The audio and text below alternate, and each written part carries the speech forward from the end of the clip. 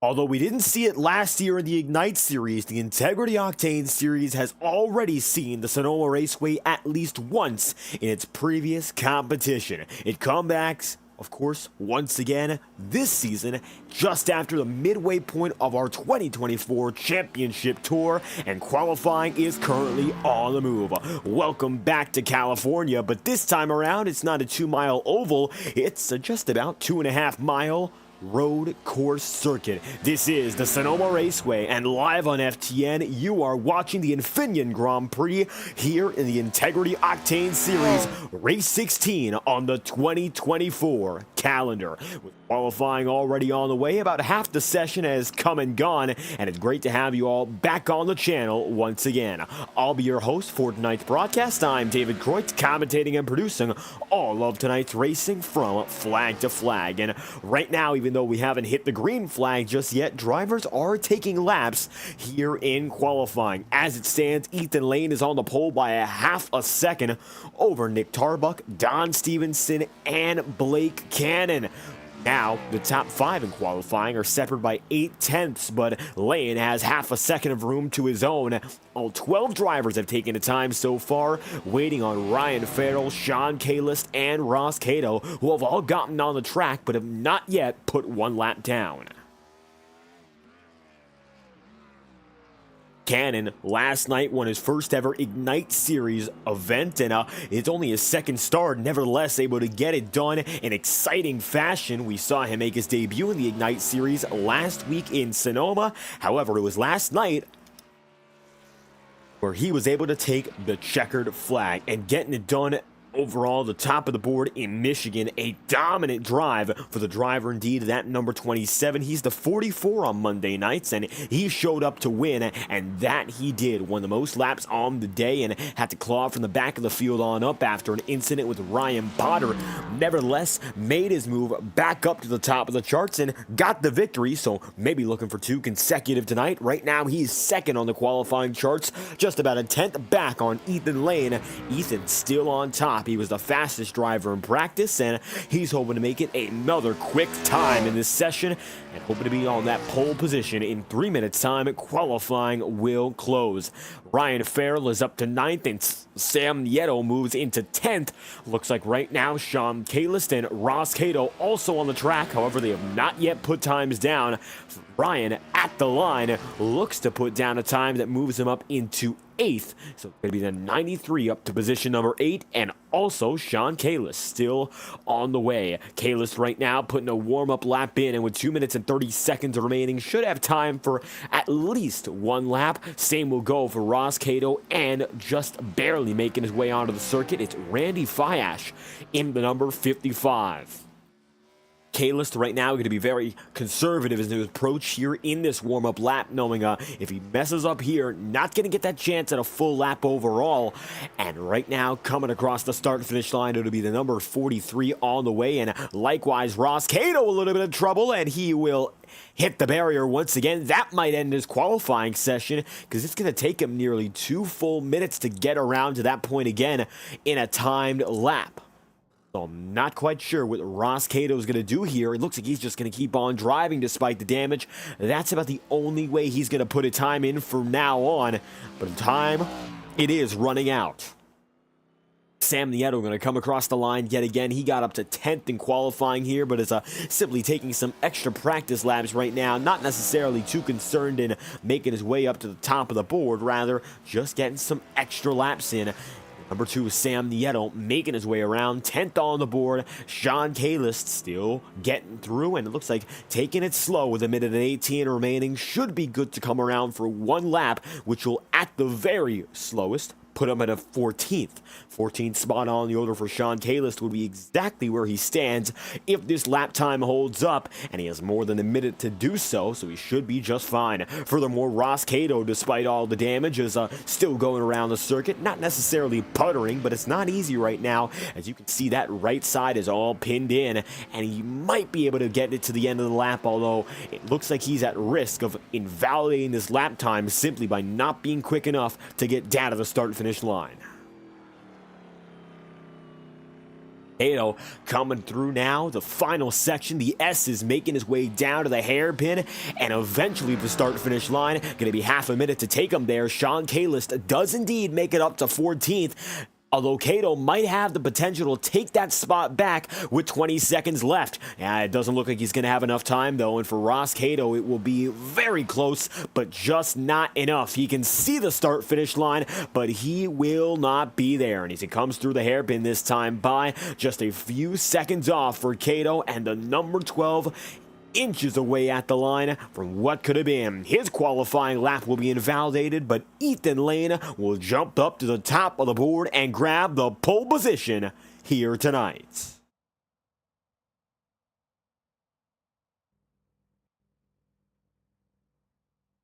It's going to be Lane and Cannon, the front row for tonight's event. And just like that, with qualifying concluded, we are moving on to your main event. The starting grid already going to be in formation here with no warm-up laps. So let's get to know that starting grid from top to bottom here tonight and figure out exactly what's going on from first on back. Got ourselves a field of 18 drivers we're going to get to know. So let's figure out who's where in the Infineon Grand Prix starting grid. At the top of the board, it's going to be the number 54 of Ethan Lane with a 116.78, looking for what could be win number 8 on the season. He'll be right beside last night's Ignite Series winner in Blake Cannon. Cannon finished 7th in the Ignite Series race at Sonoma just a week ago. Nick Tarbuck going to be 3rd in the timing sheets, and he's there with a 117.266, just about a tenth of a second slower. Don Stevenson then in 4th. Cody Smith is position number 5, and Michael Araya is in 6th, with Bobby Ross up to 7th and Ryan Farrell position number 8. Jacob Fife with a 118.184 is going to move himself up into the 9th spot, and Sam Nieto rounds out the top 10 with a 118.437 there in that number 2. Nieto just about a second and a half off of the top driver on the board in Ethan Lane. That's the deficit from 1st to 10th, 1.5 seconds. He's got Kyle Cooper then in 11th. That's the number 73 with a 118.63. Joe Yakes is going to be in 12th with a 119.011, and Brian McFerrin in the 07 will be 13th tonight. He's got himself there 13th beside Sean Kalist.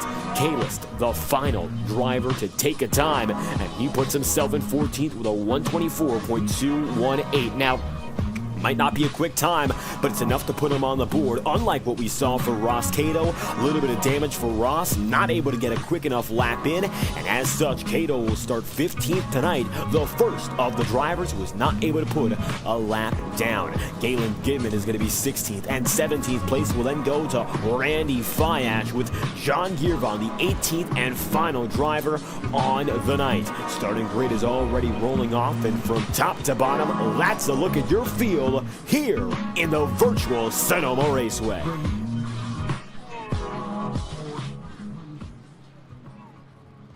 Now, as the field is already away from that start-to-finish line, let's talk a little bit more about what to expect here in Sonoma. Specifically talking about the configuration of this racing circuit, well, let's talk about the distance. It's going to come in at just about 1.99 miles, as a matter of fact, tonight. Pit road might add a little bit more or less for these drivers overall, but expect about 2-mile laps if these drivers do things right. 10 turns according to iRacing's measurements. However, this is the current Cup layout. It's labeled historic on iRacing. However, they reverted once again to this style of racing in Sonoma. It is a versatile track. Elevation, lefts and rights, ups and downs.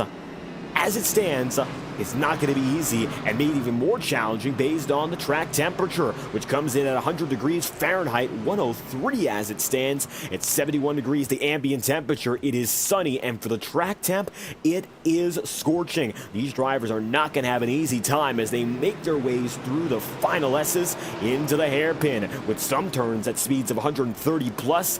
This is the slowest all throughout the track, and pacing speed is racing speed in this hairpin. You got gotta make sure you don't get involved with another driver. With the Gen 4 stock cars, any contact could be major. As the iRacing official pace car decides to head into pit road, it's going to be the hard left turn for the entire field. Ethan Lane's number 54 is going to lead the field to green, looking for win number 8 if possible. Collecting the checkered flag tonight would move him up one more in the all-time wins list. Blake Cannon looking for wins on back-to-back nights, and this opening lap could mean everything as the green flag flies in Sonoma. Welcome to the Infineon Grand Prix. We're green in California.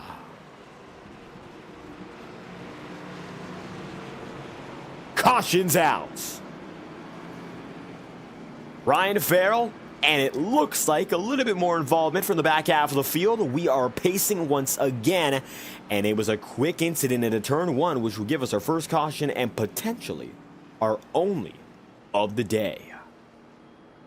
Everyone looks to be able to settle it out amongst themselves after the yellow flag falls. However, here's a look once more at what we just saw. And they were caught right under the bridge. Well, you look at that, kind of hard to see from that angle. We'll pull it back once more so you can get a little bit of a better view. Looks like Ryan Farrell definitely gets the worst of it, and dead last now for the 93. Now making it through, grabbing the gears. The leaders got away. Blake Cannon actually gets the race lead, and it looks like the outside pull was advantageous into one. Bobby Ross is going to hook up into Farrell, and then Kyle Cooper catches a piece. Brian McFerrin definitely contact with Galen Gidman. It looks like it starts with Bobby Ross, then hitting Ryan Farrell, and it's commotion from there. So we should be able to get the field lined up and good to go once more for our first restart of the night. As we're live once more in FTN, and you can see new race leader at the head of the field. That is Blake Cannon, and Cannon finds himself on top coming to the end of lap number 1.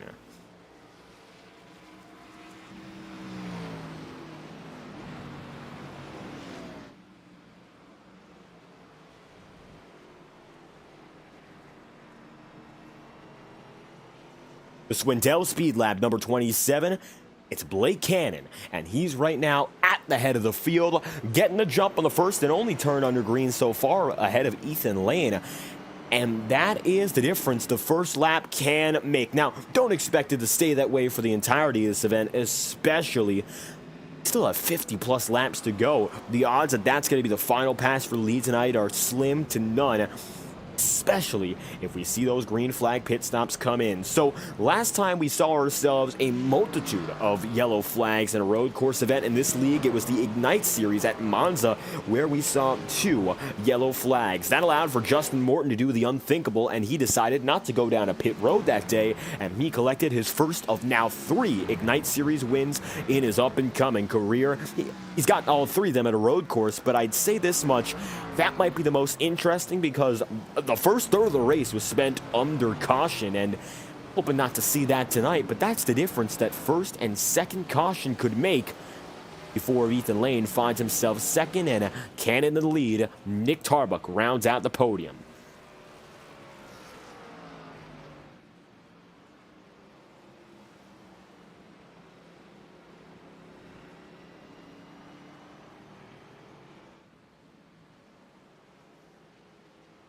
As Cannon continues to make his way around the rest of the field, some of which have to be going at race speeds right now, catching up to the iRacing official pace car. Cooper has a little bit of maybe contact, but you don't see too much of that visible damage. The reason being, well, it looks like he barely got away from the tire barrier, but the front end, maybe you could see a little bit more of the scraping as we look close up. So it's going to be that left front with some minor damage for Kyle Cooper, but all things considered, he made gains as a result of that incident. Bobby Ross, a little bit of contact for himself. Brian McFerrin down to 14th, and as Brian comes through, minor front end contact, shouldn't be anything major, but you can start to see the wheel well for that left front as well. It definitely looks like the front end contact worse than the backside for these drivers today, and Ross Cato looks to be already out of this race. A start in park for the number 12 crew, although looks like he's back on the way now. He went down a pit road for a longer time than anyone else and almost finds himself one lap down. Ross is back on the way. He's going to move through. Joe Yates is going to be right now in 17th and far away from the pack. Ryan Farrell going to be in the number 93 machine, currently running 16th, and Randy Fiash rounds out the top 15. Cannon finds himself ahead and has just come up on lapper Ross Cato. Looks like Ross is now going to lead your field through, although he is almost entirely one lap down.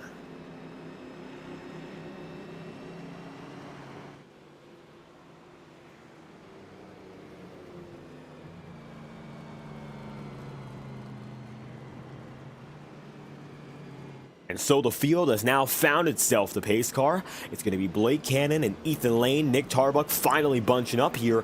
Don Stevenson's going to move into 4th, and Cody Smith is now 5th. Michael Araya, position number 6 for your championship leader, who comes into the day over 140 points up on his next best in Ethan Lane.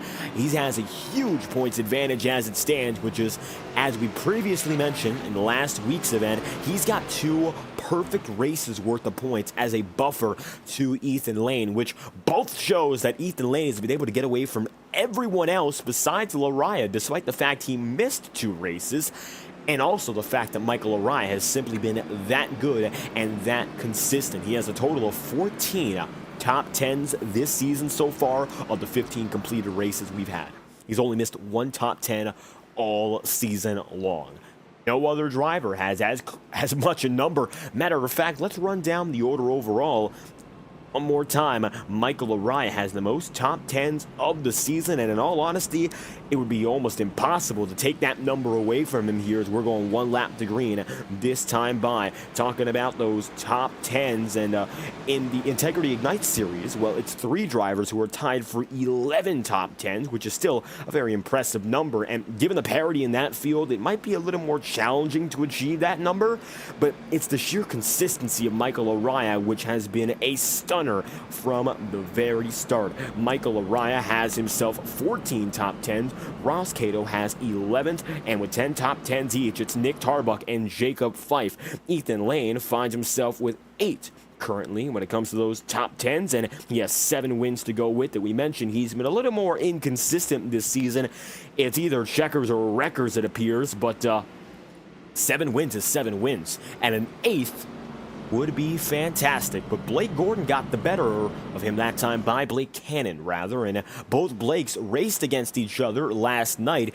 Gordon eventually saw that Cannon got the better of him, although both of which were up there in the top 10 all night long. So Blake Cannon looking for the opportunity for maybe going back-to-back in race victories, which is something we have not yet seen so far in this season. A few drivers have had the opportunity, Braxton Deweese and Nick Tarbuck, for instance, and now that Cannon has gone all throughout, found his way into the Ignite Series, as well as being a full-timer here in the Octane Series, he could be one of only 3 current drivers eligible to do the double and win on back-to-back nights in 2 different series.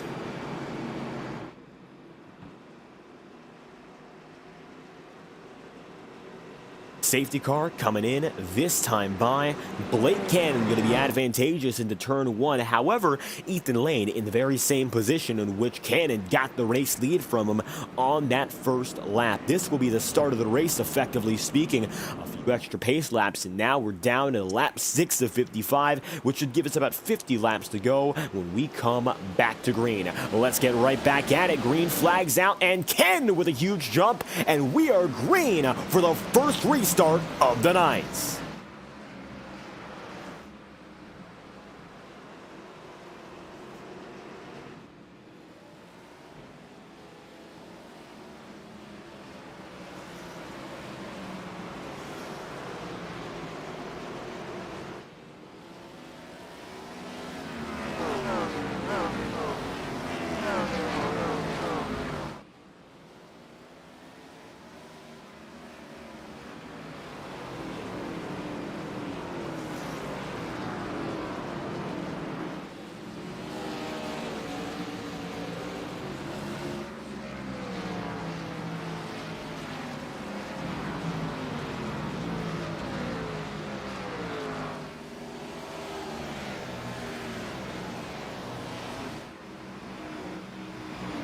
Well, Cannon got the jump that time by, and unlike what we saw from Blake himself on the very first turn, well, Ethan Lane could not make it by, and Ethan finds himself now the second man running, a quarter of a second back, and it's a tight fight early, but in the first 6 laps, we've only seen one full green lap. It was this one. Welcome to the full green racing. And a few other notes for tonight's event that we have not yet mentioned. Welcome back to Joe Yakes, a part-time competitor we saw prominently in 2023. He's with us once again, and number 87 right now runs in 14th. Ethan Lane now trying to cut deep to the inside on Cannon. Couldn't quite make it by, and he finds himself now within arm's reach, but he has not made the move. Right on board with Ethan Lane, and you'll see exactly what's going on here. Trying to find that outlet to make it through, looking for a line, and it's not going to be easy because Blake Cannon, alongside having some of the best raw pace in this entire field, maybe second only to Ethan Lane, admittedly, he knows how to defend as well, and that's exactly how he got the victory last night in Michigan, which was a showstopper. Michael Stroll, I'll tell you this much, he came out of nowhere in that final lap. He won last year in 2023, and Cannon's going to be in the dust side by side. Cannon going to be forced off the track by his own error, and now coming through the hairpin, a Martinsville-style corner. Cannon gives away the race lead, and that's not the defense he was looking for, all the way to the edge of the track, and Blake Cannon now finds himself second, giving away the top spot with no contact. Lane has forced the issue, and he pushes himself on top. Let's see what Blake Cannon does about this here. Maybe now that he's the man who pushes down and puts the pressure down, he has an opportunity to strike back and lead Ethan Lane to his own misfortune. And watching on, there's also Nick Tarbuck about a half second away, so keep that in mind. The number 54, Ethan Lane, finds himself now facing the pressure from the best of the field, and currently it's going to be Lane, Cannon, Tarbuck, the 1, 2, 3. John Steele in chat discussing the Michael Araya, who's been the championship favorite all throughout the season. And at this rate, halfway in, he's in a very good position to go all the way. Might be in the best position right now, locking himself up effectively as the top seed for the playoff picture. We'll see whether or not he holds out until the very end, but right now that number 44 holds his own in 5th and looking for another top 5 and what will be his 15th top 10 in 16 races. Laraya has been there race in, race out with no failure except for one race, and we all have our bad days. So with that being said, Laraya, an especially impressive record so far in this campaign, and he's looking to keep it that way until it's all said and done. Blake Cannon now looking for an opportunity to slice right down under. Lane gonna wiggle ever so slightly, and he's gonna make his own slight error. But Cannon decides to back off, and while he presses the issue down, now it's gonna be Lane maybe compensating and trying to drive it just a little bit harder as they make it out of the first sector, and it's going to be on their way downhill. It's going to be Lane just barely with the advantage. The gap back to Cannon, less than a tenth of a second now as Blake tries to look low again, trying to look for the exact same opportunities and openings that Ethan Lane was finding. That's exactly the goal right now for Cannon, and you can see, even though he hasn't quite gotten his way through, he is there and just has to maintain the same pace. The great equalizer is going to come in the form of the pit stop cycle tonight, and since the first 6 laps effectively went away, we might see a 25 lap apiece strategy come in. Expect pit road to be busy by lap 30 to lap 35. That might be the goal for all drivers. 31 would be the magic number if we're running the numbers properly, and that would mean about a 25 lap run to the end of the track, of course the end of the race, so making it all the way from the second stint on to the checkered flag would be about 31 to 32, the lap you want to come down to pit road if you saved well under caution, which of course maybe some drivers chose not to. Maybe they weren't thinking ahead, which happens when you think about the competitive environment we're in right now. Every ounce of fuel is going to matter, let alone every gallon, let alone every lap. Here in iRacing, the drivers have the opportunity to see their laps estimate anyway all throughout the race, and Lane going to go very wide there, and you see he tries to battle back. Blake Cannon is going to force the issue, and he's going to make his way into the carousel section, down to the sweeper, once again as your race leader. Once again, Cannon back on top, and it's the biggest dogfight perhaps we've seen all season. Cannon a little bit loose once again, but he's going to be driving the hell out of that car and then some for any opportunity to make it by, and he just got one. We didn't know if Cannon would be able to make it back after forcing himself nearly off the track entirely. Well, he made it back on the track. That was the first step. Next after that, he took the race lead, and as such, into the hairpins once again. Cannon holds the race lead, and Ethan Lane's now second, bringing right with them Nick Tarbuck. And while Tarbuck maybe not running as competitive a lap time as the both of them, he doesn't have to worry about getting that pressure from your rival drivers. So if these two drivers end up getting each other loose, getting each other squirrely, losing a little bit of that power and that speed, well, it's going to be Tarbuck there for the taking. And you got to keep your eyes on him. It's that number 4 of Tarbuck running in the best position right now possible, just looking onward and trying to find a way to interject himself into the fight as Ethan Lane now finds himself position number 2. Blake Cannon running very wide, almost into that tire barrier, and a few drivers have been risking it, taking it wider and wider than ever before. The one thing to note about iRacing versus our real-life counterpart, well, the big difference in Sonoma anyway comes down to the final turn, which we are coming up to right now. And the one thing that you don't notice here on the sim that you would in real life, especially nowadays anyway, is the fact that the hairpin still has the tire barriers in the little stands that you see right there as the field's coming by. Well, that's been replaced, and now it's actually a solid wall in Sonoma, California anyway. Here in the virtual world, we still have the ever iconic tires, which give you a little bit more leeway. It's still not easy, but they give you just enough for you to figure it out on your own without all too much trouble. Ethan Lane gonna find himself right now about 0.7 of a second back. And Blake Cannon now 12 laps in with the race lead is holding his own, and he's gotten himself a little further out. We're looking at Sam Nieto now battling with Kyle Cooper here, trying to run that very narrow line, hoping to hog the curb and let nobody else get through. Nieto not having much of it, and he's going to set himself up to try to get it back in a few turns' time.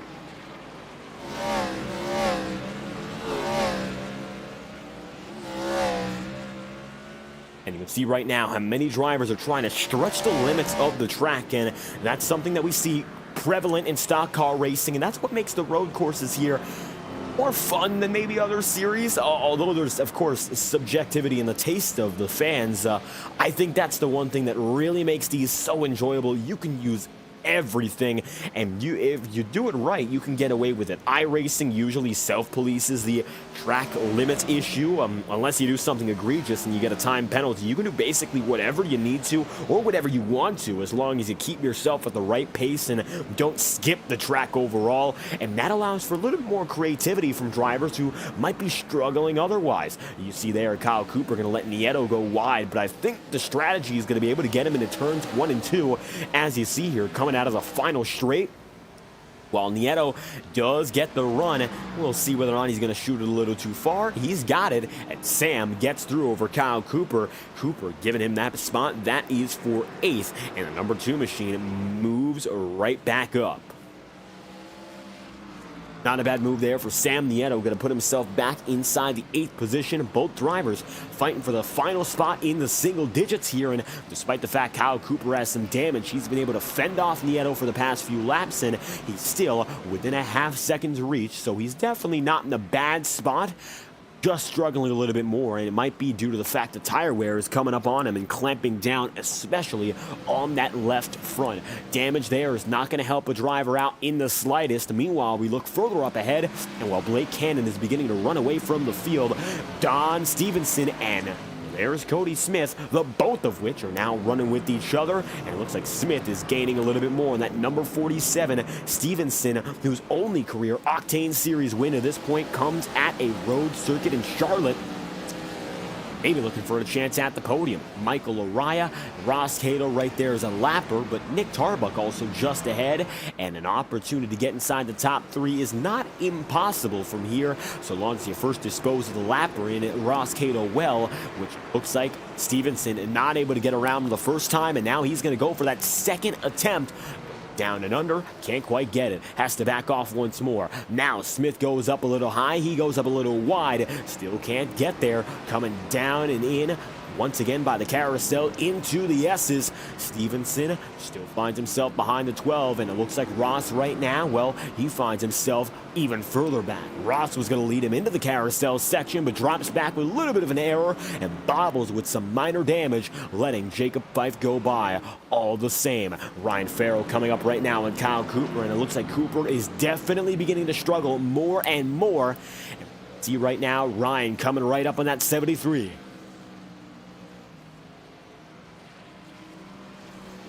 And bad news it'll be for, of course, Kyle Cooper if he loses this spot, which will move him back into 10th, and he'll be in trouble maybe to lose a spot to Bobby Ross, who Ross is still running inside the top 10 after his 7th place starting spot. Not a bad start and not a bad run so far for Ross, but losing a little bit of time, and he might be able to gain some back as Kyle Cooper is going to have to lay down and give the 93 that position. Nothing more he could do. Farrell was simply quicker, and Ryan going to make his way right by. That is the move for 9th, and the 93 Amoco machine, that Dodge, charges up to another spot. As it stands, 15 laps in out of a total of 55, and you're seeing right now Nick Tarbuck may be coming up on the ailing Ethan Lane, right on board for just a little bit with the number 54 of Lane, and you'll see exactly what's going on as the battle for lead begins to tighten up.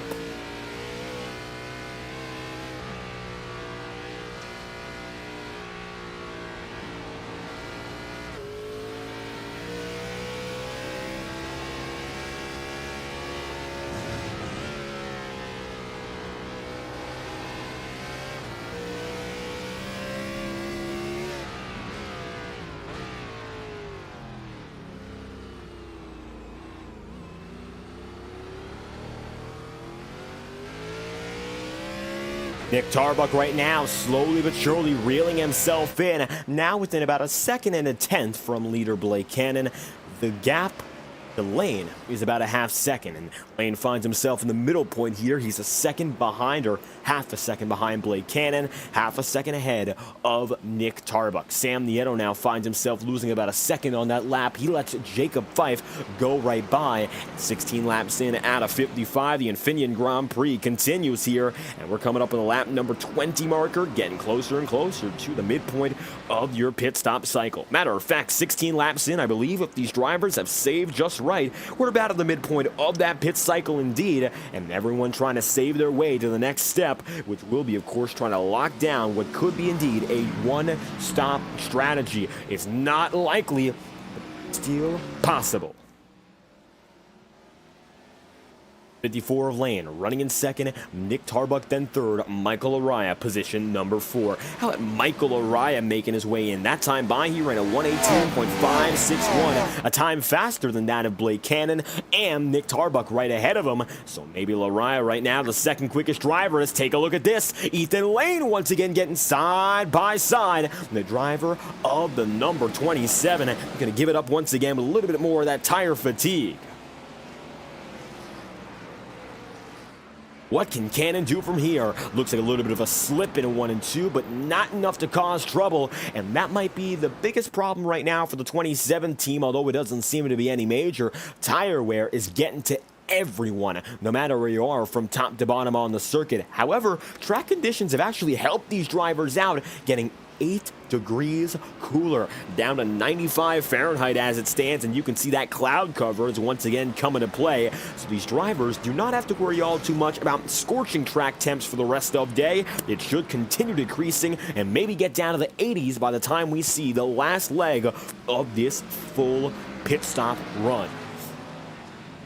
So if there's anything that's working for these drivers, I think that's all they can do. Nick Tarbuck third, Michael Araya fourth, and they're getting in here. It's going to be Ford's company fighting for the lead, and a little bit of a further backpack, and you can see right now Sam Nieto leading them through with Ryan Farrell, not to mention Kyle Cooper and Bobby Ross. Ross has not yet been able to make it happen. He finds himself right now course, number 45 machine 11th and Ethan Lane in big trouble. He'll go around sliding into the hairpin, and Michael Araya getting a little bit of contact as well. Araya now to 3rd and Lane further back into 6th. Well, take a look back, and Ethan Lane now finds himself far out of leading contention. This is the reason why he finds himself once again behind Blake Cannon, trying to send it deep.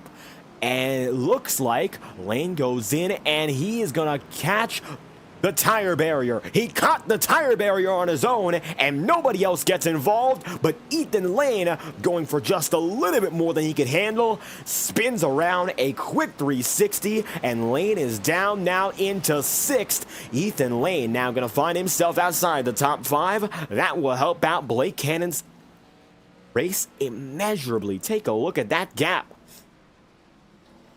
The driver, the number 27, leads the way with a 2-second gap, and Nick Tarbuck now in 2nd.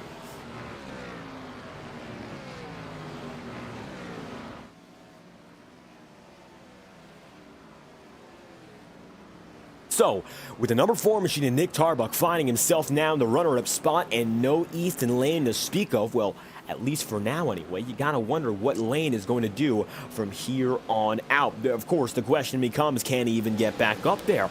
He might be able to. I think in all honesty, he should have the pace to still get back up there with a guy like Cody Smith if Smith falls off big time. But the problem is, that time through, Lane was still very slow. He was about a 1.5 seconds off of the guys in front of him, especially his contemporaries and Cannon and Tarbuck, and even Cody Smith was faster that time by. So Ethan is not in a very good position. In all honesty, not looking good for his chances for the victory any longer. And he might have to recover this one and go for a top 5 at the best. Damage recovery is going to be major for him. It's very unlikely to see that yellow flag come back in the air, and Lane finds himself now the 6th spot behind championship leader Michael Araya, and that's going to help him out in keeping those points up and build the advantage he has over Ethan Lane rather than lose anything.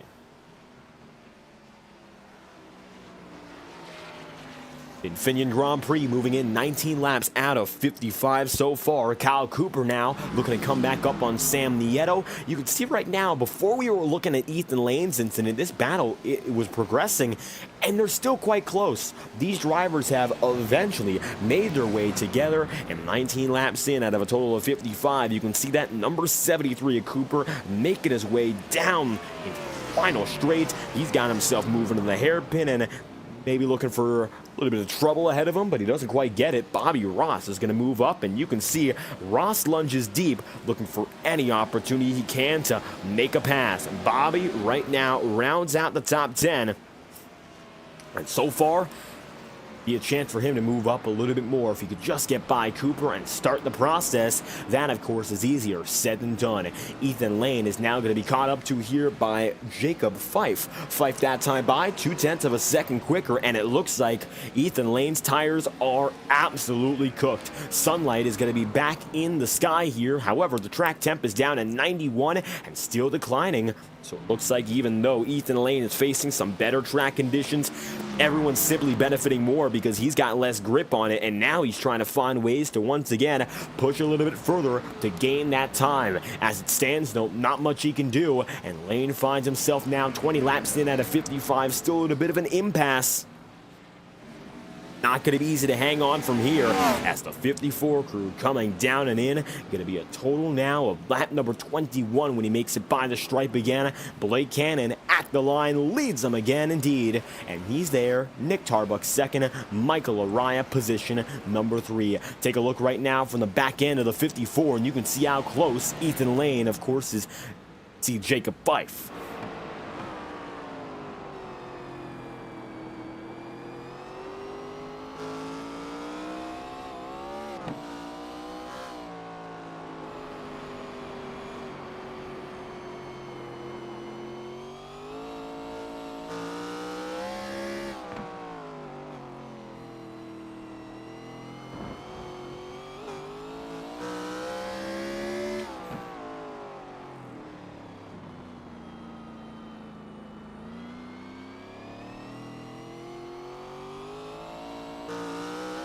Ethan Lane right now, going to see the gap decline. It's going to be 47/100ths of a second. That's exactly what Lane is now trying to keep at bay. However, it looks like even still, Jacob Fife is drawing nearer. Side by side watch, it looks like now Sam Nieto going to lose a spot big to Bobby Ross, and he's going to have to give that one away. The 45 up to 10th for sure. All the while, John Girvan is now going to see Michael Araya coming up, and Girvan, the lapper, is going to let the leaders go through. John is going to be able to put one lap down on pace, so battles all over, and that's one that's coming to pass as the number 33 Girvan has put one lap under. Gap is going to be 0.3 of a second now. Ethan Lane continues to gain, and he's got Jacob Fife, of course, right there with Fife. Is making up more time, however, than Lane ever could be here, and it looks like that time by for Ethan Lane. He ran a 1:19.138. Not a bad lap. That would put him around 8th overall in the quickest lap times in this session at this lap. So not at all running badly. However, Jacob Fife that time by ran a 1:18.971, which was quicker than what we saw from our leader that time through. Just like that, Ethan Lane going to find himself on the move and a little bit slower than he's used to, and he's still holding off Jacob Fife nevertheless. Fife, of course, could be forced into an error here because even though Lane might be a little bit slower, that defensive driving has been masterful, and it's kept that number 54 at bay. Lane right now might be seeing a little bit more of that pressure each and every time into the hairpin, and Jacob Fife will move under, hoping not to replicate the same mistakes side by side, and Fife makes it look easy. Right through the hairpin, Jacob is up in a 6th, and Ethan Lane down to the 7th spot, 23 laps in, and Lane has dropped back big from the pole position down to 7th. Meanwhile, Blake Cannon is up there in 1st, leading the way. Mick Tarbuck going to be 2nd, and Michael Araya then 3rd. Cannon has been able to pull through. His biggest rival of the day is no longer with them here, and even though Mick Tarbuck has not let him alone either, much better place to be in right now for Cannon. Rather than having to worry about Ethan Lane, of course, he's got himself, and he does have some strong competition, but Ethan Lane is relentless, and he does not give in, whether it is the first lap or the last. And even though it does sometimes come up with some tight altercations like what we saw all throughout, given that hairpin incident, and of course, we've seen a few other incidents tonight, such as the first lap caution. Ethan Lane, he's right there. He is still 7th, and it could be now Jacob Fife for the taking on Cody Smith. Smith right now firm is in 5th.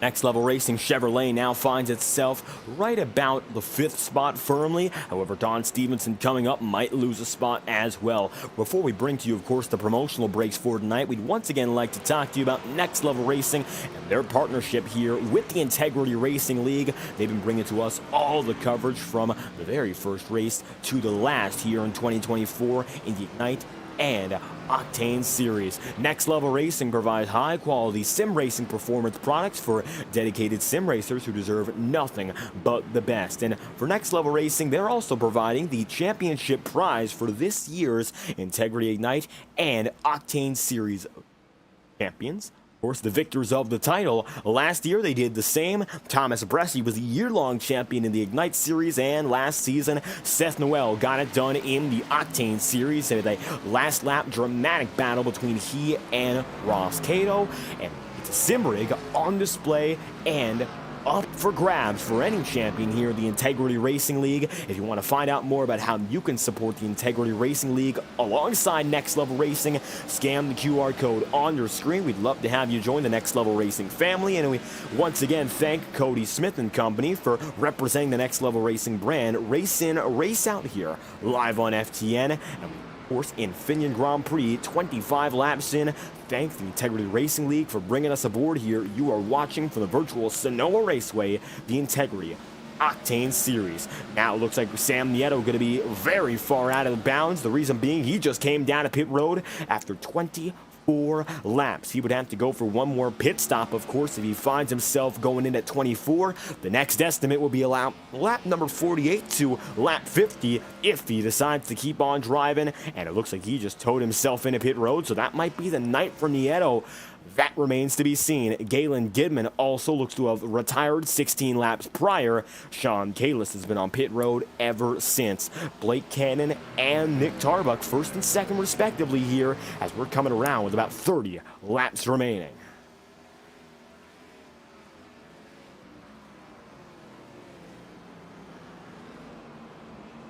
Now the field looking at the pit window being open for the first time tonight. Blake Cannon going to find himself at the top of the board, and Nick Tarbuck there in second. And you can see Tarbuck maybe once again slightly gaining. However, for Blake Cannon, I don't think he's worried all too much. As you can see, for Tarbuck, Michael Araya has not been making his move. But for the driver of the number 4 machine, Tarbuck has been comfortably second ever since Ethan Lane found himself out of the picture. Meanwhile, Bobby Ross now coming up big on Kyle Cooper. Cooper is going right up top. Couldn't quite make it there. And now Bobby Ross gets pinched down.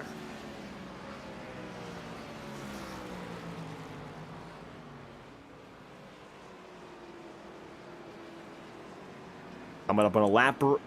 That's John Gear on number 33, might also play a role. And you can see right now, number 45, Bobby Ross making his way through, Cooper in tow, waiting for a chance to get by, but it looks like another battle forming. That's the one for the race lead. It's the number 4 machine, Nick Tarbuck, now within 0.3 of a second, putting the power down to once again make that gap even shorter. Tarbuck and Blake Cannon, Michael Araya too. We've only had 4 race winners so far in this campaign. Cannon only has 1 so far, but everyone else has multiple race wins, so Blake looking for a chance to really put himself in as one of the big 4 this season and go for that second race victory after winning last night in the Ignite Series. Nick Tarbuck looking for win number 4 on the campaign. Michael Araya looking for what could be the big 6, and Ethan Lane was previously looking for number 8. However, right now, of course, he finds himself nowhere to be seen, and we will not be finding Ethan Lane for the remainder of this one, at least up at the front of the picture. We'll see, of course, if there's a chance for him to return. All the while, Blake Cannon and Nick Tarbuck have stolen the show.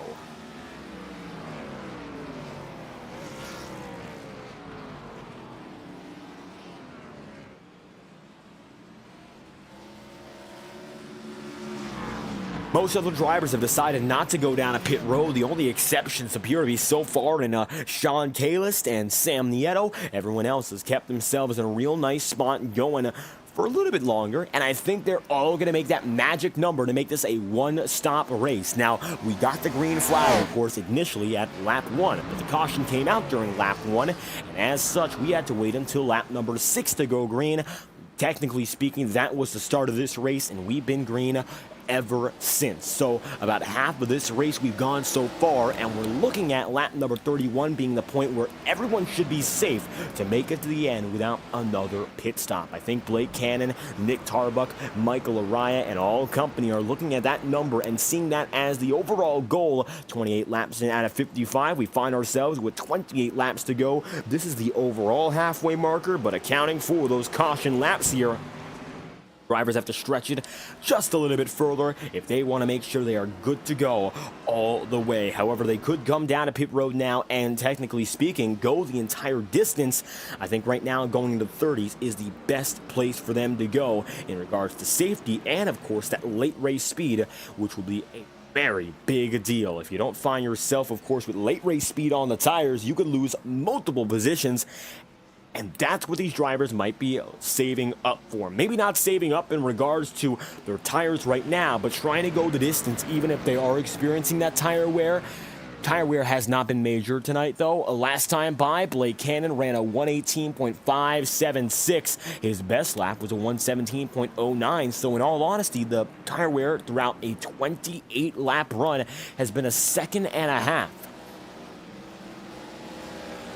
Of course, that all comes down to whether or not you're good with tire saving, if you're able to handle it, but that time by, Lane ran a even quicker lap, so did Cannon, so did Nick Tarbuck, so did Michael Araya, and with the track temperature coming down to regular levels, so to speak, that time by only 90 degrees Fahrenheit, well, see it now, Blake Cannon able to make his way through and keep the lead, 27 laps to go. Beyond the halfway marker, and as it stands, it's going to be Cannon who gets those halfway bonus points, Nick Tarbuck going to be second, and Michael Araya then in third, with Don Stevenson fourth, and Cody Smith position number 5. Jacob Fife still all eyes on what could be his first Octane Series win of the year. He got by Ethan Lane, who was a former favorite for the win. He dropped down to 7th after that incident he had earlier in the going, and now Ryan Farrell is in 9th with 10th place, being Bobby Ross. Kyle Cooper right there with Ryan Farrell as well. Pit road getting a little bit more active as this time by Brian McFerrin decides to come down and in, and as he comes in, he will do so alone and going to come pit road for full service. So now the 4-tire and fuel range is definitely in full swing. Blake Cannon going to be coming across now as you see Nick Tarbuck going down and in, and it looks like for some drivers waiting for the 30s is the move. Nick Tarbuck has gone for the undercut.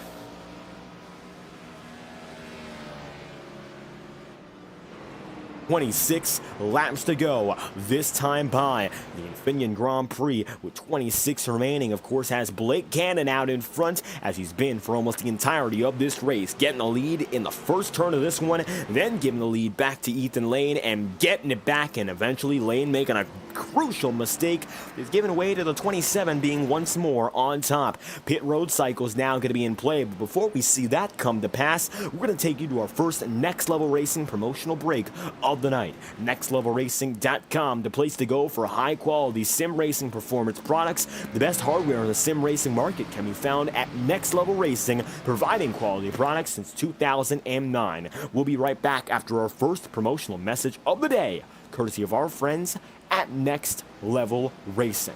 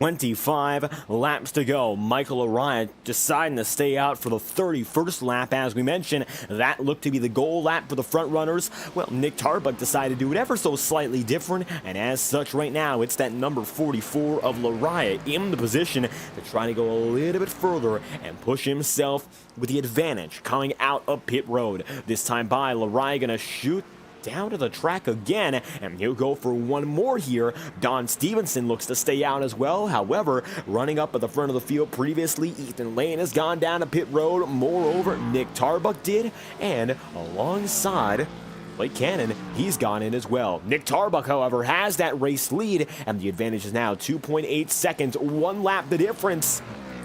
Maybe now, Nick Tarbuck with that net race lead has the opportunity to pull away and get the victory for himself, as Michael Araya still finds himself up on top. Don Stevenson going to be second, and Cody Smith is then and there in third. The number 18 for Next Level Racing has 24 laps to go, and has cycled himself up right now, maybe a chance to lead a lap, and same would go for Jacob Fife here. Drivers who have been running solidly inside the top 10, but this pit cycle really giving him a chance to shine up at the front. Araya is now alone of the big five who were running this race previously.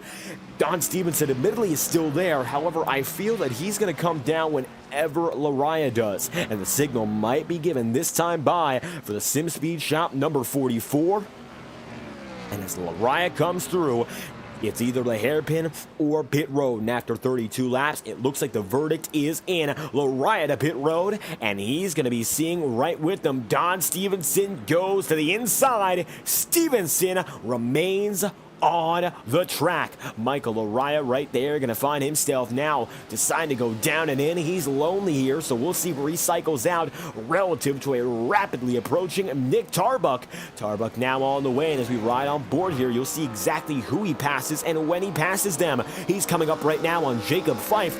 Fife is the first of 3 drivers he's coming up on who are currently in pit road. Going down and through the hairpin, a very slow corner for Tarbuck, but it's even slower for a guy like Fife and the company on pit road, and you can see them now all in the same picture. Tarbuck coming across the line. He's going to pass 1, 2, 3, and now Lariah going to find himself behind Nick Tarbuck.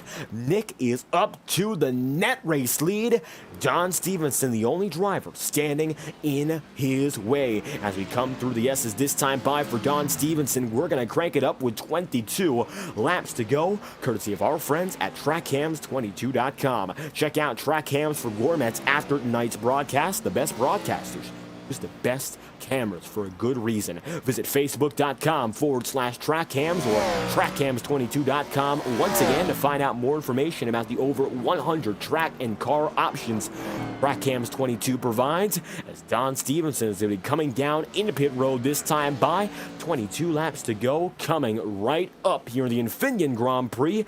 We'll see whether or not Stevenson can limp there, and you see now as you ride on board on pit road, Stevenson almost up to the start-finish line, and his pit stall will be right after 22 laps to go. It is official, and we're gonna crank it up courtesy of our friends at TrackHams22.com.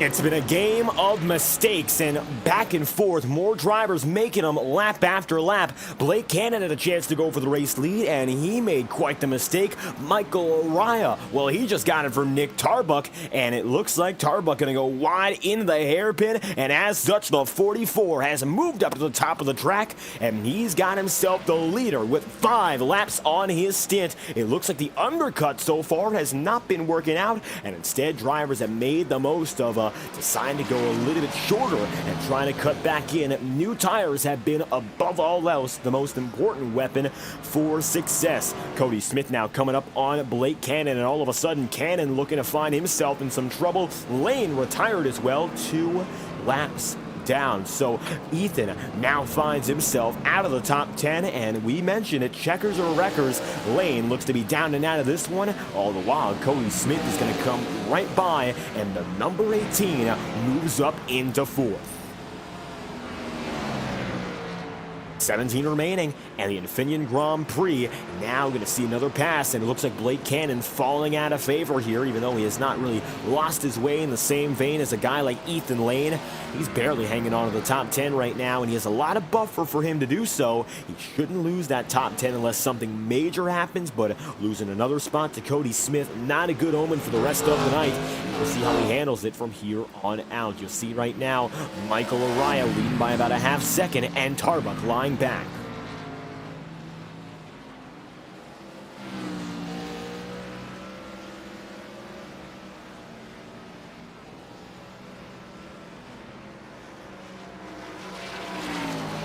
Raya still within 1 second. There's Nick Tarbuck, first and second, running away from the rest of the field because Don Stevenson right now 7 seconds back and running comfortably in third. There's really nobody else for him to battle with. Cody Smith has now come on up, making the gain and getting into 4th, while Blake Cannon lies further on back. As Jacob Fife right now finds himself in 6th, and Kyle Cooper then 7th, Bobby Ross position number 8, and Joe Yakes then 9th. Yakes right now on his return racing that number 87 is the final driver inside of the lead lap, and even though he's found himself very quiet today, he finds himself inside the top 10 indeed. Ross Cato right now in that number 12, being put another lap down by the field. You see Cody Smith making his way by, Blake Cannon trying to do so as well. Oh, Blake Cannon is going to spin, and Cannon is going to spin right out of turn 2, and trying to pass Ross Cato went a little bit too hard. Is Blake going to get going again? Yes, he will, but here comes Jacob Fife, and now Fife with the word that he can get a pass is coming in hot. Look at the number 27 losing a spot, and we mentioned it must be big trouble to lose it, and there it comes. Blake Cannon is now into 6th, and the 36 of Fife moves in the top 5.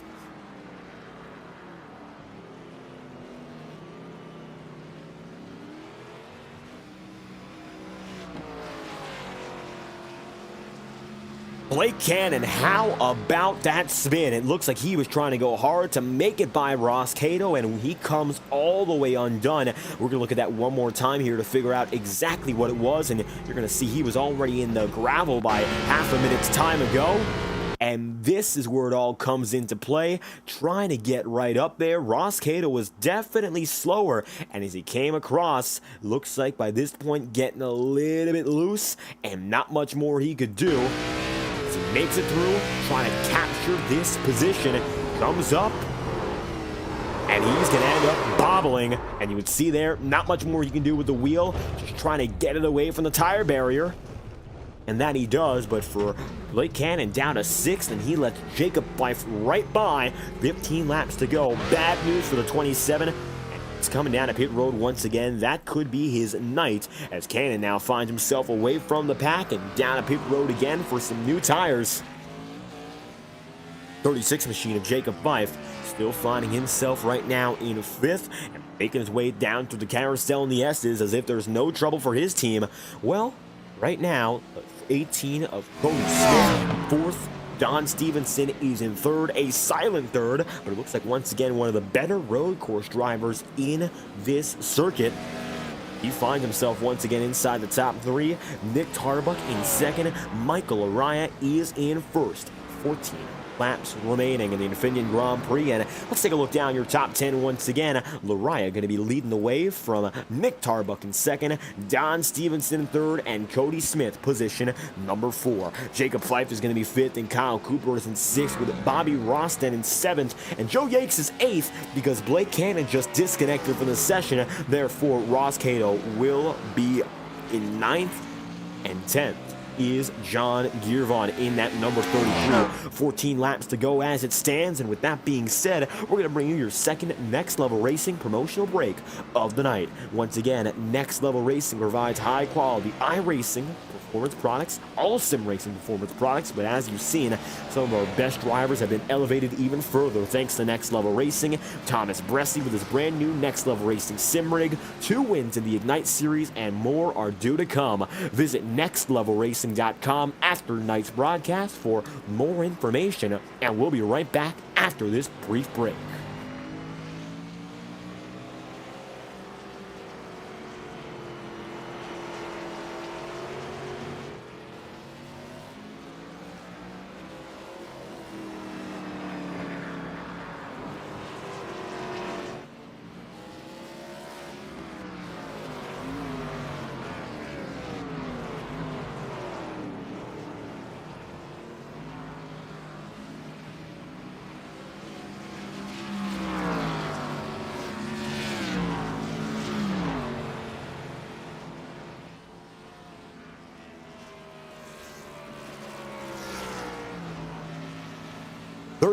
Laps remaining, a baker's dozen, and John Gearvon's going to be making his way up inside the top 10 any moment now. Ross Cato has done so, and now the 33 is up next. It's been a race more so defined by the attrition than anything, and Gearvon going to give the wayside up to the numbers 73 and the 45 respectively, but still due for a top 10 tonight. How about that for the 33 team? All he's got to do right now is hold on, because Randy Fiash will be his only other competition. Fiash is the final driver left on the track. He will be running 11th after this moment. Ethan Lane, Brian McFerrin, Ryan Farrell, Sam Nieto, and Sean Kalis, not to mention Galen Gidman, all retirees so far. And as such, not a lot of drivers still remaining. A dozen to do it, though, for Michael Araya. The man who's now up in front. It's no longer Cannon. It's no longer Tarbuck. And it's Michael, the man up in front, looking for what could be, of course, the big number 5. When it comes down to getting that victory all over again, Michael Araya has been one of the most versatile and consistent drivers we've seen all season, and 4 wins so far in his campaign. Looking for that 5th, and he comes into the day 144 ahead of Ethan Lane. It's going to be more than 150 after this. That's the big problem with Ethan Lane's season as we've seen so far. He wins, or he finds himself outside of the top 10, and that is that. For Michael Araya, well, he's consistent. Maybe not as many wins, but this will be his 15th top 10.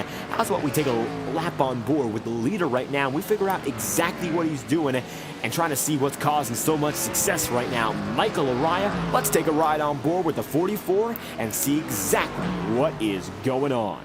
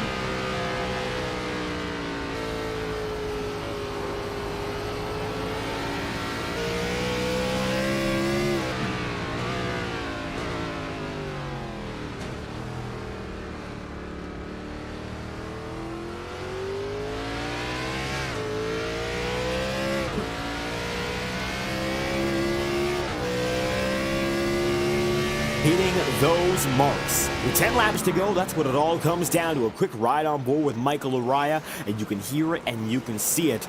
Right now, it's all about consistency. Maybe not the fastest times on the book. His best lap right now is a 1:16.649. The top time ran in this entire session, as a matter of fact, by about 1/10. So Araya has been pushing the boundary between the fastest possible times and, of course, the most realistic times right now. Qualifying, as a matter of fact, did not have a faster time. Araya in this race ran a lap quicker than the pole time. It's the fastest lap of the entire session, and it's evident right now the 44 is coming into his own. I gotta tell you this much, maybe Araya not the favorite to win here at Sonoma, especially based on your top two in qualifying, but top two in qualifying are 13th and 12th respectively, so really, qualifying doesn't mean all too much. With that number 44 out in front, Nick Tarbuck there in second, Don Stevenson in third. Admittedly, Tarbuck has been in the podium all race long. He went from third to second to this point. Stevenson from fourth to third. Michael Araya from sixth up to first. The fifth spot was held by Cody Smith at the start of this race. He finds himself now in position number 4. And ninth to fifth is Jacob Fife. Biggest mover might actually be a retired driver, and that would be 2 laps down. Currently, John Girvan. Girvan finds himself from 18th up to 10th, and not retired, as a matter of fact. No apologies there. He is close in terms of numbers to some other drivers who have made some big gains. 17th to 11th for Randy Fiash. 15th to 9th is a real big gain for John Girvan right now, passing right by Bobby Ross, and Ross gonna lose some big spots here. Looks like he got loose and went for a full spin, and the 45 gonna get some trouble here. Let's take a look back right now and find out what happened to Bobby, as the 45, while still in the top 10, just lost about a position or two on that one. Right behind Kyle Cooper, here is the FTN instant replay, and he just gets loose on the curbs and front end contact. Nothing major, but he should be just fine.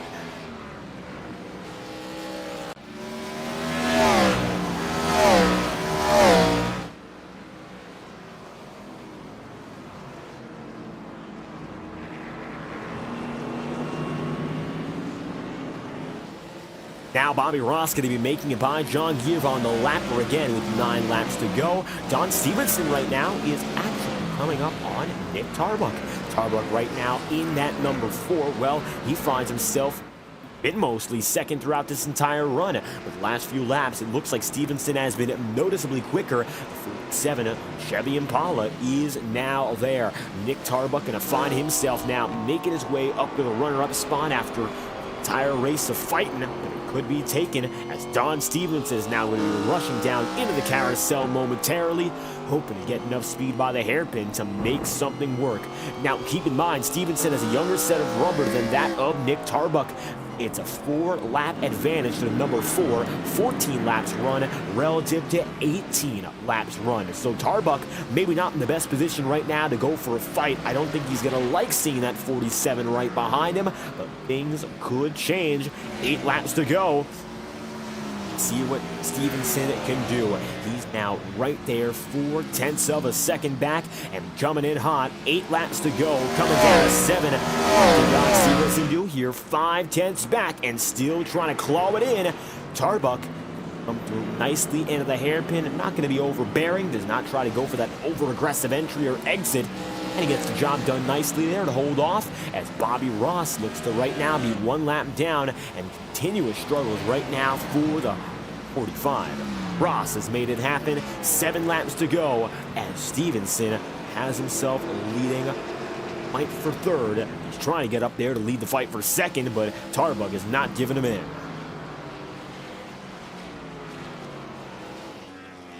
Take a look now from the backside of the number 4 of Tarbuck, and you'll see Stevenson is still approaching.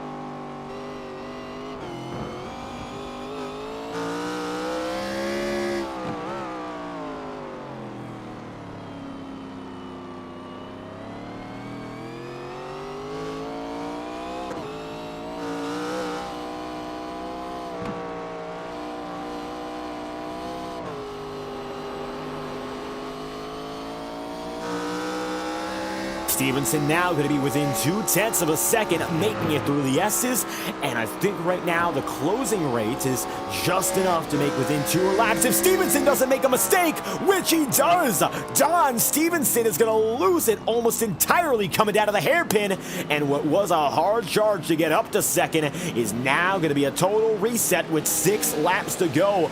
Don Stevenson with the mistake of mistakes, 3rd spot he's still in, but 2nd for Nick Tarbuck. He's right there, and he now finds himself comfortably up by 3 full seconds. And 3 seconds now means a big deal. John Giervon also losing a bit of time. And 6 laps to go. Maybe Giervon right now with an opportunity to make something happen and get up to another driver, but there's nobody else for him to really battle with. Ross Cato is 2 laps down, but on his own, he's a lap ahead of Randy Fiash. At the Infineon Grand Prix, now everyone's spread out, and Don Stevenson might have given up his best chance to take the spot.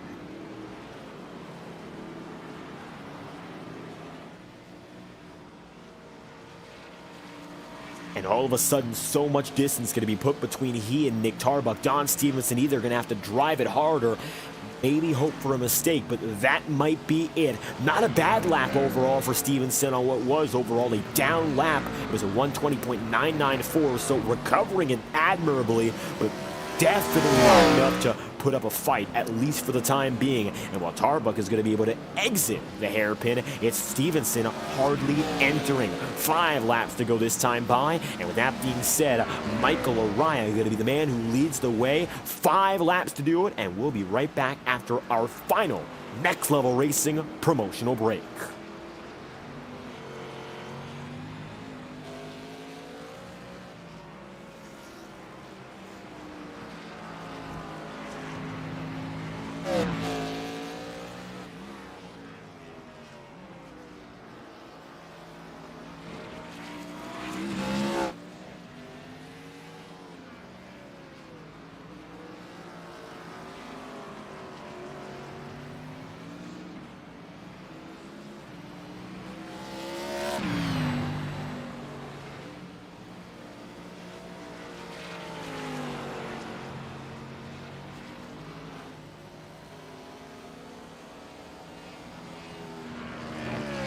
Michael Araya is a man on a mission, and in 4 laps time, he's looking to seal the deal and collect his 5th win of the season. Welcome back to the final laps here on the Infineon Grand Prix. You're watching from the virtual Sonoma Raceway, and Michael Araya, not dominant.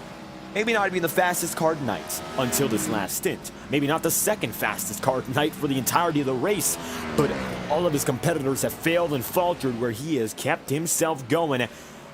In all honesty, that's what it comes down with road course racing, sometimes more than others, and with these Gen 4 stock cars, attrition is such a big deal that if you just don't make a mistake yourself and you keep yourself relatively quick, you'll be in great standing. Right now, the 47 of Don Stevenson finds himself with 4 laps to go, actually gaining back up to Nick Tarbuck. Yeah, we thought he had no chance of making it back. He's cut half the distance he lost, and with 4 laps to go, he's on pace maybe to get back up there. That time by, he was about a full second quicker in a lap. It's not over yet for Don Stevenson, and it looks like the battle for 2nd, however far it was, is still continuing to decrease in distance. 9/10 back and counting down. Stevenson is coming through, and he's got himself now with an 8, still dropping time.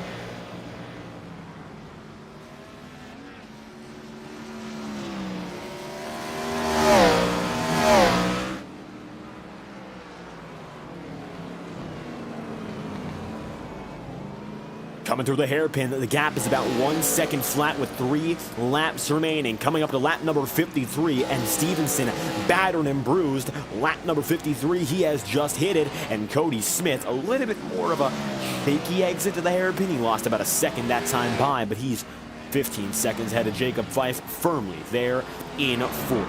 Nevertheless, Don Stevenson right now has been full on in regards to approaching Nick Tarbuck, about a second quicker each and every time. And from the carousel down through the S's, that's exactly the point where Stevenson gains the most time, and he's looking to do so once again. Tarbuck right now cannot drive beyond his means either, because that might hurt him more than it would help. and he's just got to stay calm. Keeping yourself cool in an environment like this is very challenging after 50-plus laps. We have not seen a break since the very beginning. Track temperature down to 85 degrees Fahrenheit, so we did mention we've gotten indeed into those 80s. Temperature is a little more forgiving. Track conditions are going to help out these drivers, and right now both of them performing as best as they possibly can, although it's not going to be a quick and easy fight. If it becomes a fight again, it's 1 second the gap, and Tarbuck is looking to maintain it, maybe slightly gaining on this lap, as Stevenson's given it all he has to get back there, and now we'll figure out whether or not it is enough. 2 laps to go. This time by for Michael Araya. The 5th win now on the horizon. He's just got to make it through 4 more miles and 20 more turns. The question becomes whether or not he can do it. All the while, Nick Tarbuck is trying desperately to defend upon Don Stevenson, a man who he has not gotten away from here for this entirety of the stint. And Stevenson, despite nearly spinning out on his own accord, he's made his way back. He's cut the distance. He's down to within 1 second of the pass. And now he's trying to look for the room to make it happen. Gap is about 85 100ths of a second, or 8.5 tenths anyway, which means he'd make up about a half a second each lap by to firmly take the pass away, make it his own into 7th. Of course, there's going to be Bobby Ross. He's 1 lap down right now. 6 drivers remain on the lead lap. And looking back up ahead here, Tarbuck now within 7 tenths of losing the position. He's just got to hang on. Stevenson, a lot more grip as he plows through, using those new tires that he knows he has, but just not enough yet. Tarbuck really close to going off like Blake Gordon did to begin this race. Hasn't happened, and coming across this time by for the final lap. This time by 1 lap to go. The white flag is out. This race will be official. Michael Araya finds himself up and ahead, and the final lap in Sonoma is underway. Now looks like Stevenson's trying to go for everything. You could see him cutting down a pit exit very, very closely, making his way by, and Tarbuck now going to have himself within a half a second. Very little opportunity for that number 47 to make something work out here. All the while, Stevenson there 4 tenths and still dropping. The 47 machine right now trying to drop that gap even further. You can see for 47 machine going even wider. Stevenson going high and higher again into the carousel and the S's once more for Michael Araya. His 5th win. He is oh so close to making things work out here. It's number 44 for SimSpeed Shop, up and ahead in his Monte Carlo SS, looking for win number 5 and what will be effectively locking in the regular season championship so long as he goes for the rest of this campaign until the playoffs. Coming through the hairpin, this time by the number 44 Araya will be making it through. A dive from Don Stevenson does not look to be enough without a little bit of a shove. Michael Araya will come across the line for his 5th win of the season and collect the checkered flag, and at the line, Nick Tarbuck holds off for 2nd. Araya, with his 5th win of the season, further cements himself as the championship favorite. Araya winning by 4 seconds on the day. What a performance it is for the dominant man of that final stint.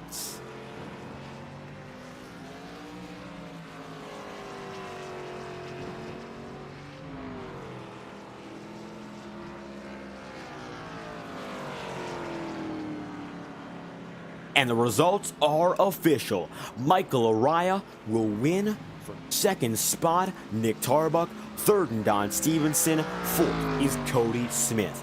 5th place is going to be going to Jacob Fife, and Kyle Cooper's in 6th, with Bobby Ross then 7th, 1 lap down, and 8th to Joe Yakes, 9th Ross Cato, and Jean Girvon rounding out the top 10. 11th spot is going to be Randy Fiash, and 12th is Blake Cannon. 13th goes to Ethan Lane, and Brian McFerrin is 14th, with Ryan Farrell 15th, 16th Sam Nieto, Galen Gidman 17th, John Kalis, the 18th and final driver, as Araya burns down the house.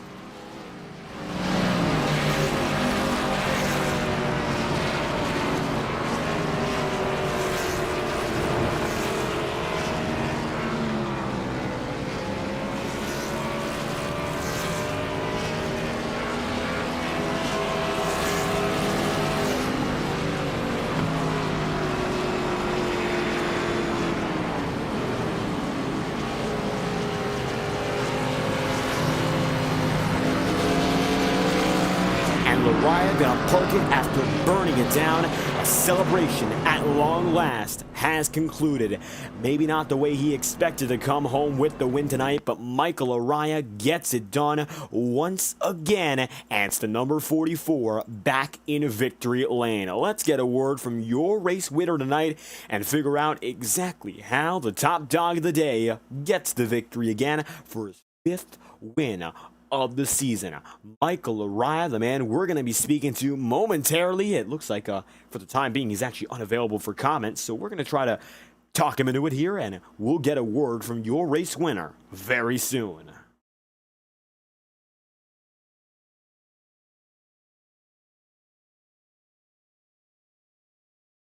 Michael Araya, the man who gets it done tonight, the number 44, completing the job. Checkered flags out for the 5th win of his campaign. It's going to be his 15th top 10 so far, a dominant marker nobody else has gotten even close to hitting, and it goes to show how much consistency will count for you in the championship fight.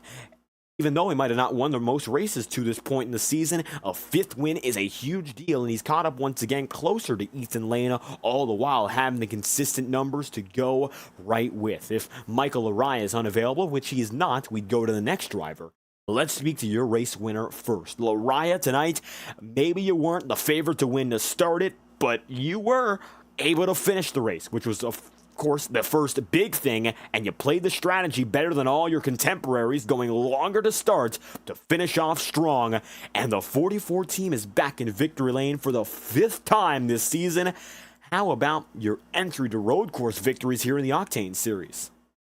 Yeah, this is pretty awesome. I came into tonight thinking, top 5 night that would be pretty good and just kind of move on. But um, after a decent qualifying run and then after we got a few laps into the race there, I noticed that I was able to hang with the leaders there and uh, just they weren't getting away from me. So um, they all had really good speed, so I was banking on, you know what? As long as I can stay in touch with them, if I don't make any mistakes, then it could come down to just that, and being consistent all night, and any little slip up can make all the difference. And luckily for me, Ethan and Blake both had their issues tonight, and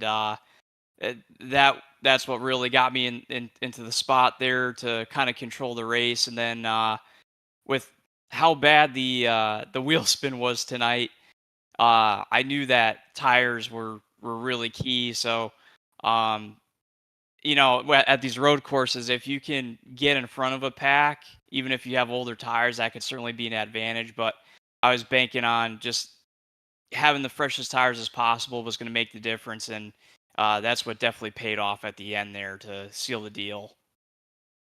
And mistakes being avoided tonight. We were wondering how tricky it will be with these Gen 4s, and some of our fastest drivers weren't even able to make it past the halfway point, which sort of surprised us, and I'm sure you were experiencing it firsthand as well. What was it like taking these cars out here to Sonoma, which is not an easy road course to begin with, and you add to the fact it's these Gen 4s, looks like everyone was on ice tonight.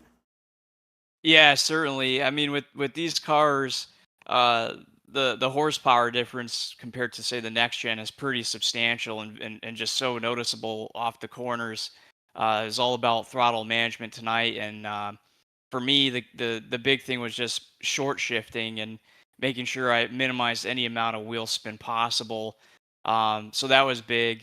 Uh, the other thing with these cars too is they're more forgiving getting over the curbs, but you can certainly use that to your advantage and be a little bit more aggressive attacking the track in certain spots. And if you're maybe struggling to get the car turned, you could use the curbs to kind of help rotate the car around some of these corners. So certainly leaning on that, but it was a lot of fun though, and it took a certain amount of finesse to get around this place. And I tell you what, 55 laps around here wears you out. So um, just glad I was able to not make any major mistakes tonight and just run my own race and be in contention there. And it looks like running your own race was exactly what was necessary to succeed tonight. Your 5th win, and as long as you keep showing up here, it looks like the regular season, the championship seems to be all but yours. Another great run, your 15th top 10, and we've seen you just about every race running up here inside the top 10, if not the top 5. Well, up next, we're back to a different style of oval. It's going to be the short tracks, and maybe the most similar to it is Richmond. It's Iowa. Up next, Iowa Speedway. How you feeling going there? I feel really good about Iowa. That's one of my favorite tracks on iRacing. Just love the ability you can move around at that place, run all kinds of different lines, and again, it's going to be about tire management and throttle management off those corners.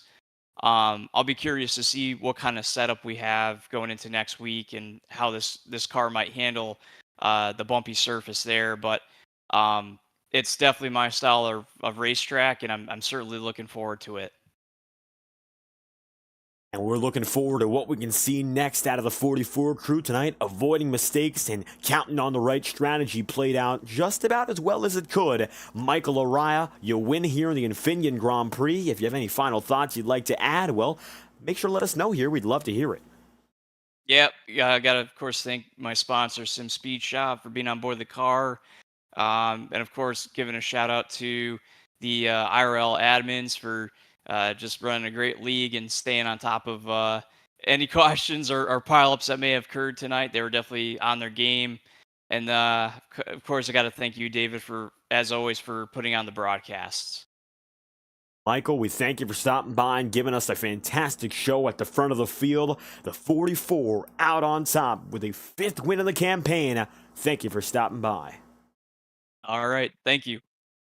Michael Araya on the move, and tonight, well, Nick Tarbuck didn't run a bad race. It all came down to just holding off Don Stevenson. The win fell out of grasp with about 20-some laps to go, but overall the podium was still in sight till the very end, and for the 4 crew, 2nd place is where they fall. Nick Tarbuck, runner-up finish today, and not a half-bad performance, much like the rest of the podium, able to avoid the incidents and avoid the big problems to make it home with a very, very good result for the 4 crew. How you feeling?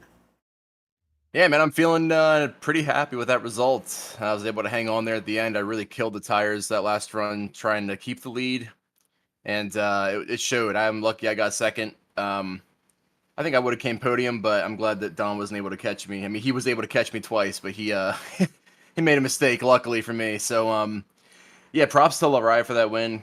Class of the field for sure. Needed to watch his replays before I left to learn some tips. But, yeah, man, I can't complain with 2nd. Came into this race not really knowing what to expect. So 2nd place is better than I could have hoped for.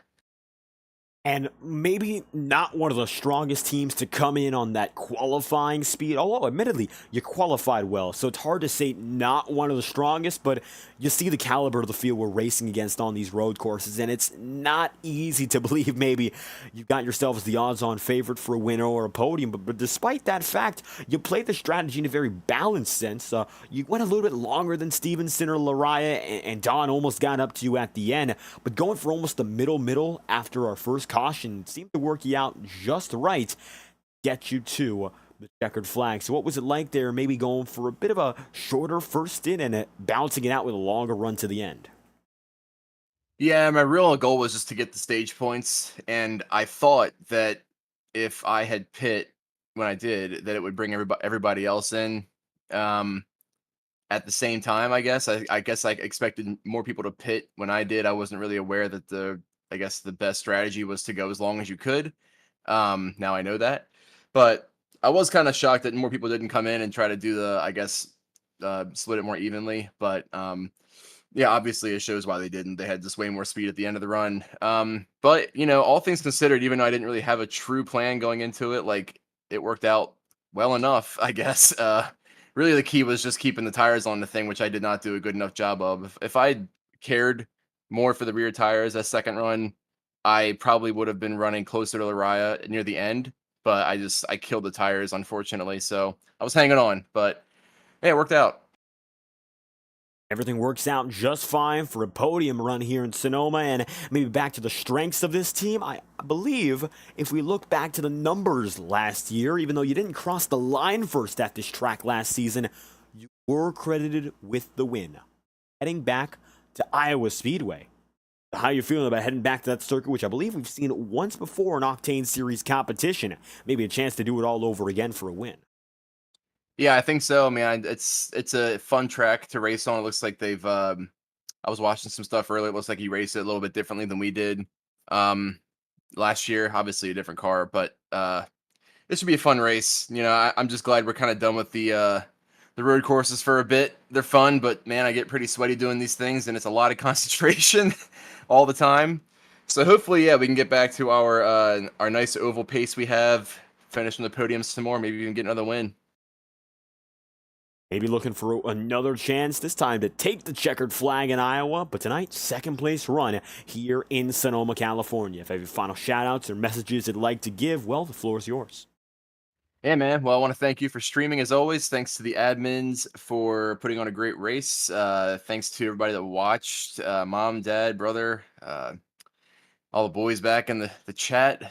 Great having you in the stream. And yeah, I guess we'll see you all next week. And able to make it through for a top 2 run tonight, Nick Tarbuck. Once again, we thank you for your time. Thanks, man. Have a good one. John Stevenson going to come through in third. And for Stevenson, well, we'll talk to him about that late race run because we didn't quite expect to see such a burst of speed almost from the 47 crew. Although we know you're one of the better drivers here, Don, at the road courses based on last year where you got the win at the Roval. Tonight, you came alive, especially in the back half of this one, and almost swiped second. But a third place finish nevertheless brings this team back on the podium. What was it like out there in Sonoma? Oh, it was difficult. I mean, this just combination with this car at Sonoma. It was just a very difficult combination. I mean, we were pretty much all on razor edge there the whole night from start to finish. I mean, in fact, if I with about 5 to go, I was closing, or 5 or 6 to go, I was closing in on Nick for second, and thought I actually might have had a shot if I could have gone around Nick quick.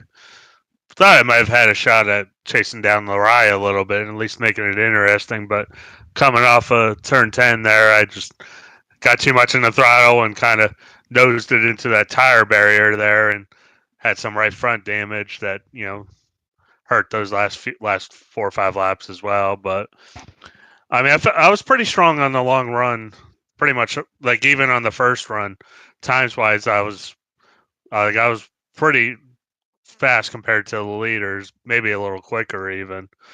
But I just lost too much time at the beginning of the run, and like I was probably down about 8 or 9 seconds, I think, at one point with that. But I mean, it was fun, but it was very difficult too. The horsepower on these things with just the combination of it being Sonoma, it was difficult to hang on to it. A lot of guys had trouble tonight. And you mentioned it, so many drivers having trouble, especially at the tail end of this race, but you seem to come alive with the old tires, even though most of the drivers weren't able to find that speed. And we want to talk particularly about that battle you and Nick Tarbuck had. You made it definitely interesting there, although I think you must be wondering what you could have done if you just didn't let it slip that one time coming toward the hairpin. Yeah, I mean, really, I lost that battle, with 6 to go. Like, it just, I was trying to really get a good run there so I could late break him going into 11, but to do that, to be close enough to do that, I had to get a better run than him there off of turn 10, and it was very easy to wheel spin this thing, and I just caught just a tad too much of wheel spin and wasn't able to save it. Pretty much the only option I had was to try to lock him up and I was going to hit the wall, but just try to minimize damage. And honestly, when I first hit the wall, I thought I really messed myself up. Like, I thought, I might have had a meatball and might have had the pit and thrown away a podium altogether. So that very next lap, I kind of just babied it around there, see what the car was doing. And then I realized that it wasn't actually hurt that bad. So then I went back to pushing it. Even if I would have pushed it that first lap after getting the damage, I might have been better. But or I might have had a better shot at getting Nick. I might have had another opportunity. But I think I was better on the longer runs because, like, I was keeping it in fourth gear, I think a lot more than most were, and I was really trying to keep the RPMs low, keep the wheel spin or the wheel spin low, tire spin low, and just trying to keep the rear tires underneath me for as long as I could. And I think that's where I had more of an advantage on compared to a lot of the other guys. Was I felt like I had more rear grip, and because rear grip was something everyone was really struggling with, I had more of it, and especially at the tail end of those runs where I would give up a little bit at the beginning of the run, but I would gain back a ton of it at the end of the run. And if I didn't bend it or if I didn't damage it with 6 to go, I think it might have actually been pretty interesting. Like I might have been able to get close to Lariah maybe, but it's why you don't wreck it. You take yourself out of an opportunity there. With that being said, still able to make it quite the good fight at the end, and you didn't give away more than a few seconds, didn't give away a position, and kept yourself in the top 3, Don. I wouldn't say it's a bad run in the slightest. Maybe a chance to go for something a little better. What's up next? Iowa, before we get another week off. A chance for maybe a victory there? I mean, Iowa's been a really good track for me in other cars, but I have no idea what it's going to be like with this Gen 4 car there. I've been really good there with like the ARC. Well, I was really good there years ago with the ARCA car, which is basically this car, but with about half the horsepower. So I don't know how it's going to feel with that extra horsepower, but and also it's been a couple years since I've even raced there as well. So it's going to be, I think it'll be fun. It'll be interesting, but we'll just, we'll see what, next week comes, what next week brings. Looking forward to what's going to be brought out of Iowa tonight. Don coming through with a 3rd place finish and a fierce fight till the very end with Nick Tarbuck and company to get inside of the top 3. If you have any final shout outs you'd like to make, we'd love to hear it. Yeah, say hi to my wonderful wife that allows me to race every week, family that watches and everything, and thank the admins for all the work we all do, and thank all the members that showed up tonight and show up every week. I mean, tonight was a very tough combination. We had a lot of drivers not here tonight, but so hopefully we'll have a bigger turnout next week at Iowa before we have our little bits of a summer break. Or actually maybe the summer break isn't yet. I guess actually I don't even know. I might be talking too soon there, but thank you David in the booth there for everything you do. I mean, you do a terrific job every week with these broadcasts, and I am happy to make it to the podium. It's these don't come every week for me, so I am happy with the podium, but it just would have been interesting to see what could have happened there. Could have made something happen for 2nd and beyond, but either way, Don Stevenson 3rd and a podium to wrap up the night here in the Infineon Grand Prix. Thank you for your time. Thank you. Now with Don Stevenson on the move, the 47 finishes in 3rd with Nick Tarbuck 2nd and Michael Lariah 5th win on his season so far, and he looks to be the dominant man in regards to consistency, pulling through with an extended championship lead after tonight's race win. What a way to conclude the action here at the virtual Sonoma Raceway, and we hope you enjoyed all coverage of tonight's Infineon Grand Prix, 16th race of the 2024 Integrity Octane Series. We thank you all for watching live on FTN tonight's special presentation from the virtual Sonoma Raceway in Sonoma, California.